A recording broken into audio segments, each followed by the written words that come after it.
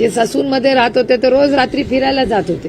त्याच्यामुळे प्रशासन आणि यंत्रणेचा धाकच या सरकारमधला कुणाला राहिलेला नाही. प्रत्येकाला वाटतं की पैशानी कुठलाही प्रश्न सुटू शकतो. हे दुर्दैव आहे की सगळे प्रश्न पैशानी नाही हो सुटत आणि अतिशय असंवेदनशील सरकार आहे. बदलापूरच्या केसमध्ये तुम्ही काय झालंय सगळ्यांनी पाहिलेलं आहे. ते रस्त्यावर लोक उतरले नसते तर बदलापूरची घटना ही कधीच बाहेर आली नसती.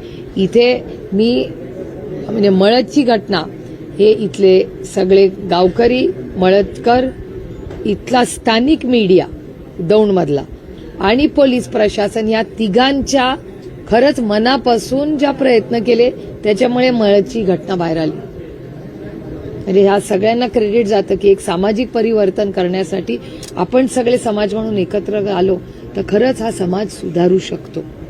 हे महाराष्ट्र सरकारला कधी कळणार हाच मोठा प्रश्न आहे.